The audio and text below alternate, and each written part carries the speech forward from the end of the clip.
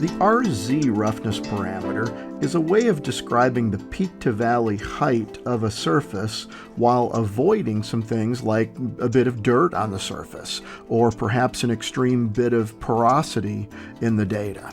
So the way the RZ parameter is going to work is we're going to break this surface into pieces and we're going to average the peak to valley height in each piece. Now the pieces that we're going to make are called sampling lengths. We're going to sample this surface into little zones, and each one of these zones or each one of these sampling lengths is going to be some fixed amount. In the case of roughness, we're going to use the filter cutoff, lambda c. So for example, it might be a 0.8 millimeter filter cutoff we're using. The sampling lengths will be 0.8 millimeters long. In the case of waviness or primary, where we may not have a filter being applied on the long wavelength side, we'll simply break the profile into 5 pieces.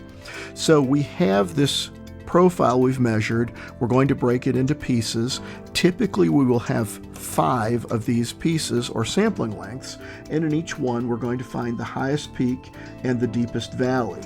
Each of these sampling lengths has a height that occurs within it, the height from peak to valley.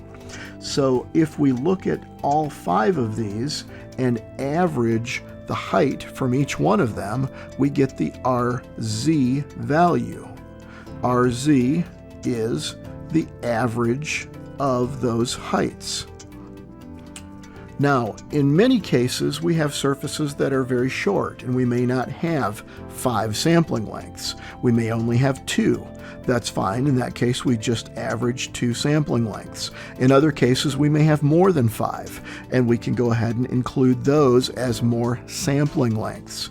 We don't change the size of them because the size being locked down allows us to trace short traces and long traces and still have the same evaluation.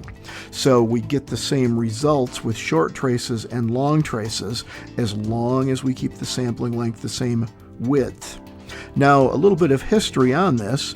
Originally, we always would try to measure 5 sampling lengths, which meant 5 peaks and 5 valleys, which would be 10 points.